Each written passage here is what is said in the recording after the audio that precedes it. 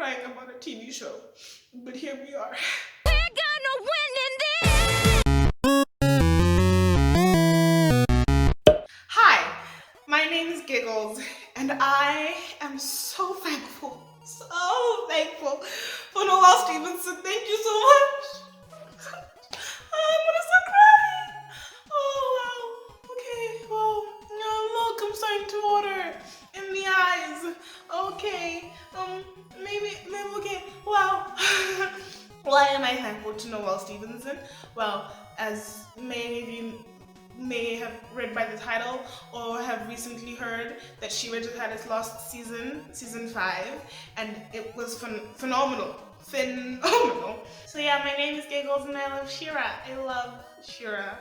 Season 5 was everything I ever wanted and more. It was so well executed, and I was just waiting for them to drop the ball because I've been hurt before.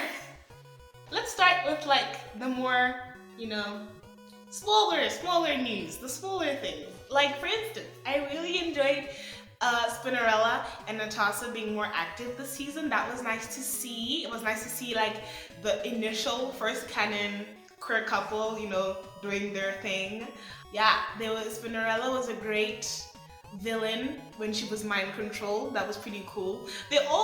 Mermista was freaking scary. Whoa, Mermista, she came through with like typhoon, hurricane Mermista. Like, whoa, like Mermista was, woo! Sorry, I'm really excited. Mermista was really lit as a villain, but like, let's just discuss that like film noir episode where they had like Art Deco kind of 1920s vibes. It was the lipstick. She was in a suit. Perfuma. Ooh, yes. Their friendship, Perfuma and Scorpio's friendship, was lovely to see, but I'm not the most inclined to ship them quite exactly, just because the whole show can't dissolve into romantic subplots. We still need friendship. That's what the point of the show was, if some of y'all forgot, since season 1. Not that I'm trying to shame any shippers out there. I'm just saying that like there's a ship and then there's like, sense within means. Like, there's a limit to some of these things, But basically, the show is about friendship, and that friendship was beautiful. When Perfuma was like standing up to catch her and being like, you were a bad friend. You basically abused her. I'll get to like the overall abuse themes that Shera has and how it kind of, influenced the season for me. But yeah, Perfuma holding Catcher accountable was it was very nice. It was very good. I loved it. I was like, yes, Perfuma, stand up for Scorpia, get it. Other small things that are like were really good this season for me, like they're not the big momentous thing, but they're pretty good in their own way. The Star siblings. I love the Star siblings. They were so like space punk, Survivor Rebel. Felt a little bit like Voltron Rebels, but like just a tad bit better because of how much the show overall was better. So I was kind of like sitting there going, what am I watching again? I am also very inclined to enjoy them a lot because one of the siblings looks a lot like me. If I was a cartoon character, I love when cartoon characters look like me. Hello, hi, I'm adorable. Wrong Hordak is the one. Wrong Hordak is best boy. Wrong Hordak, listen sir, I love you, I protect you. Just my favorite part whatsoever is him being like, what? My face twitch? What is wrong with your face? And he's like, facial expressions are only meant for the Lord Prime. And he goes, the first sound is like, and then he goes, ha! And I was like, kawaii! Yes! Wrong Hordak was like the shining star in this season.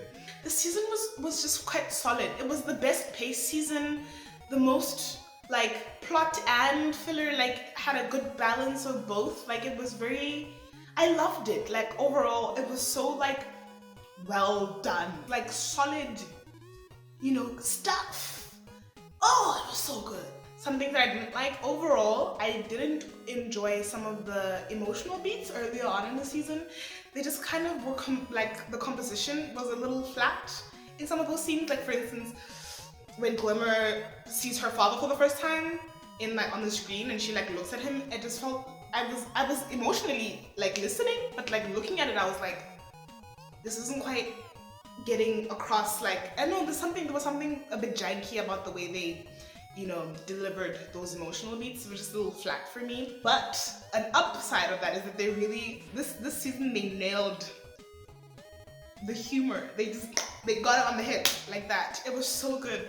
Like don't look at the light. It's not that kind of light. There were so many good like funny moments. Ooh, when Katja like, are we annoying Adora? And she jumps into her lap. Ooh, so good, so good. Yeah.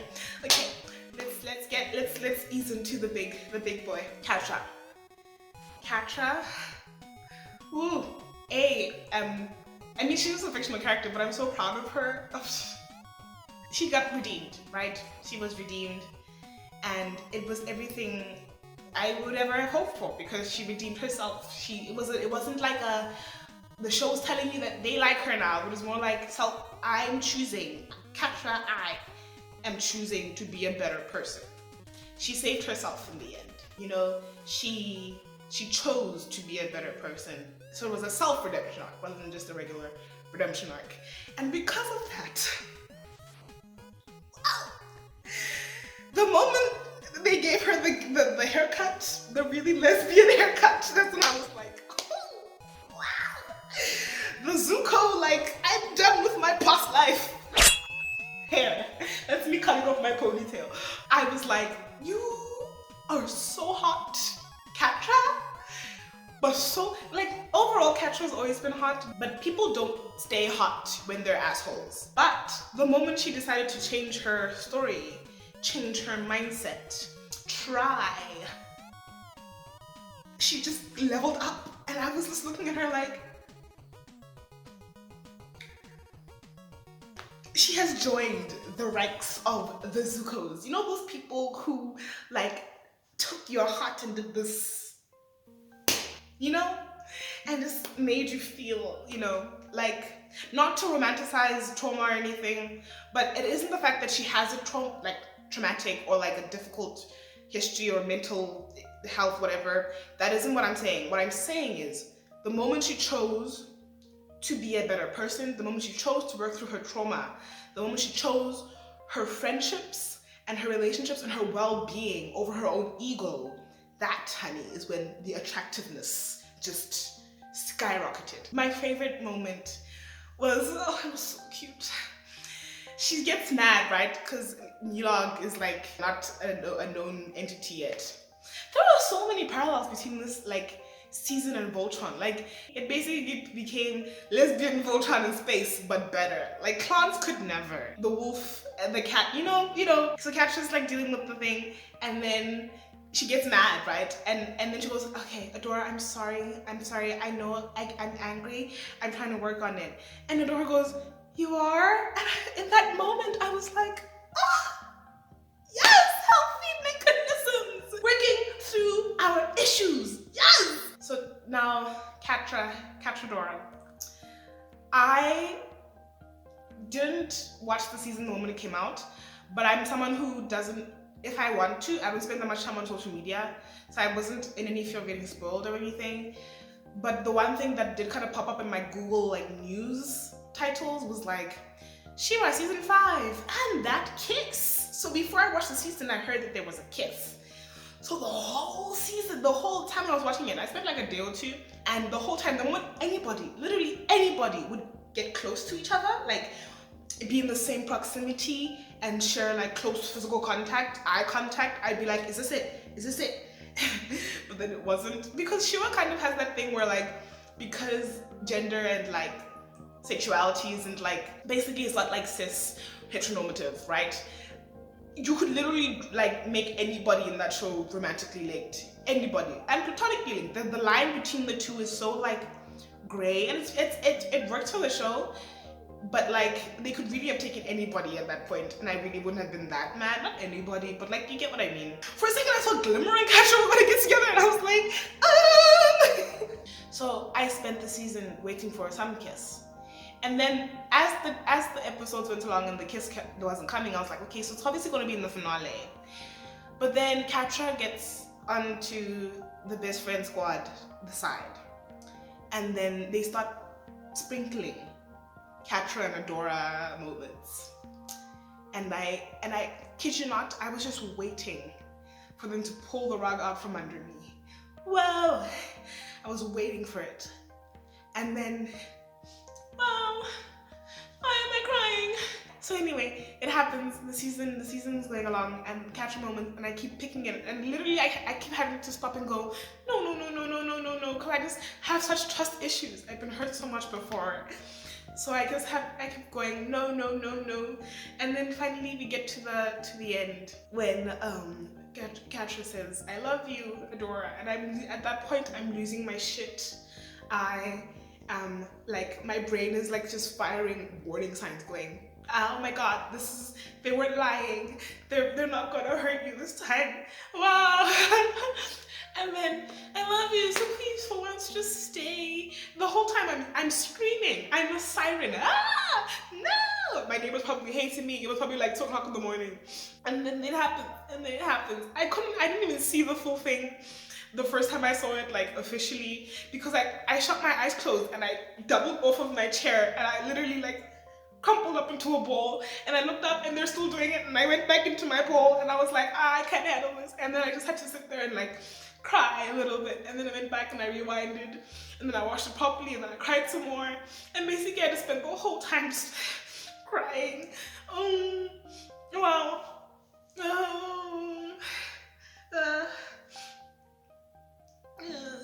Wow. This is not how I expected this review thing to go. Wow. I mean, I did expect to cry a little bit because every time I think about the moment, I start like tearing up a little, but I didn't expect to like proper cry. For the first time, people like me, queer people, we weren't a token. We weren't being baited. We weren't just something like a shock value. We were just people having our stories told. I mean, it is still a good show, and I mean, it's not like anyone actually is a space princess in real life. When you spend 21 years of your life craving and searching for media that represents you, and then to finally have it be in the mainstream where they're not being like shy about it, they're not like holding off until the very end to be true about what this is supposed to be, you know? Like when you're finally represented in a way that's authentic and genuine and intended, it means a lot. It means a whole lot. It means so much. It was more than just like the fact that Cachadora was canon. It was more just like I felt like as a queer person we'd won. Like I wanted to like, wow, I wanted to throw a party, and I'm still crying. You know, like, cause you're in eyes. That kiss was hidden by an elbow.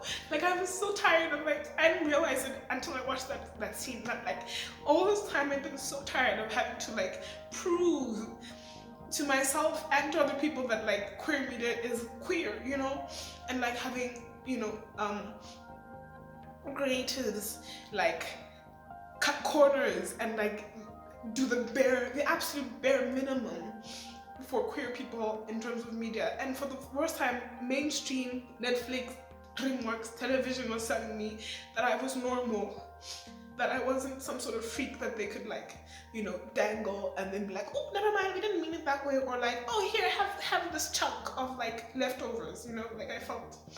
Yeah, that's why I'm very thankful. Thank you so much. Thank you.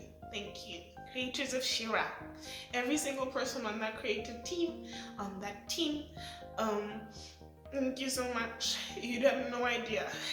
Well, you probably have some idea, but like, you have done something that is really important. Oh God. Now I need a moment. These are happy tears, I promise. Korasami, Bubbleen, they crawled so that Quattrodora could walk, you know, so that Quattrodora could fly. You know, clans failing, you know, these are all things that happened but they all had to happen before we could come to this point. And I'm so grateful that like something like this could happen in my lifetime. Okay, I found composure. I'm again.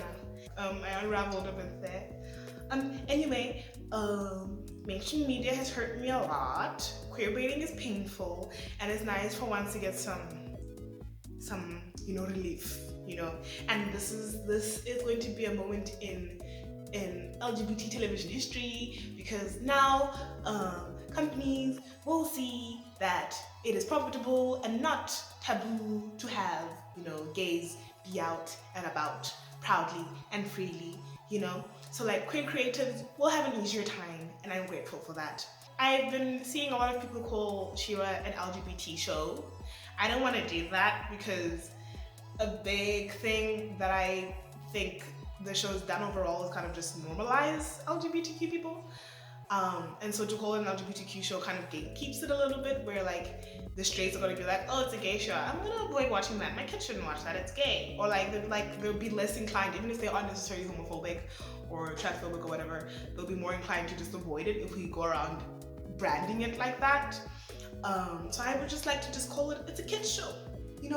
Don't let them know, just let them watch, just let them see, and then get moved, and then be like, oh shit, right, these people are normal, right.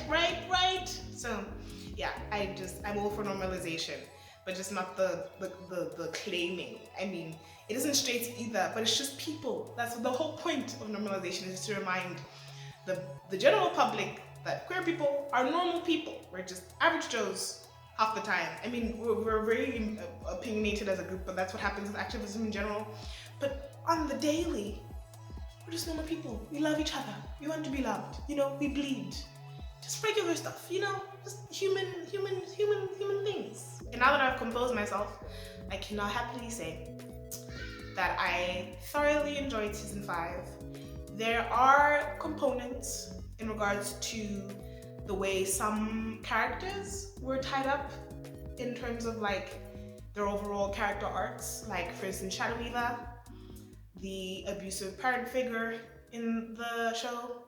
I've got a difficult history with parent figures, so I kind of relate to the like having them like still be sad that she died for them, and her one good thing was her end. So that was very like complicated, but true to life, I guess, because not everything's gonna turn out like the way it should. Yeah, I don't know about Hordak, like not Hordak Prime, not wrong Hordak, but just regular Hordak, where he's gonna go, because Entrapta seems very happy to see him, but Entrapta's also someone who worked for him. She also has a weird sense of empathy. I don't think she realizes the gravity of his crime, so it makes sense that Entrapta would be the first to like welcome him. But I wish that someone had said something about that, because he is still a warlord, with war crimes, which is why I would like, please, I know you've given us a lot so far, but I would really like an epilogue, whether that be a movie or like an OVA, like 3 episodes of just like cute, like this is what happened in the end. You don't need a whole season. I'm not gonna ask for a whole season. Whole seasons are hard, I get that, but I wouldn't mind just to see more of Catra and Adora. I just want to see them together. I want a bit more of that like cutscene. When Glimmer is like running after her, trying to comb her hair. Oh, I just want more. Just give me a little bit more. Just a little bit. Just a little for the fans. I'll sign a petition. I'll pay the money. Listen, this is worth it.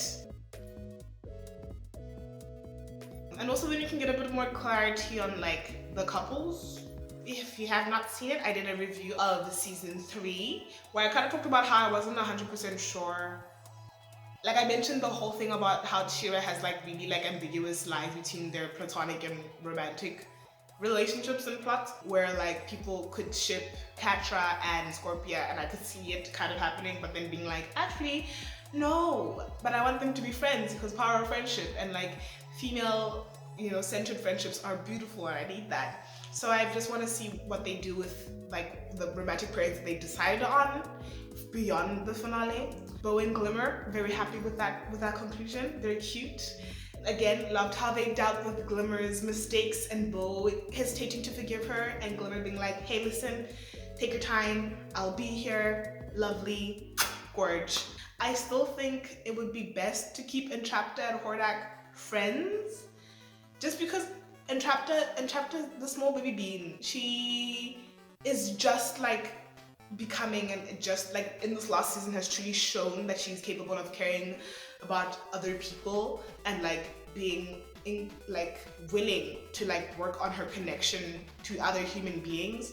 So I'm not quite comfortable pushing her into something romantic quite yet.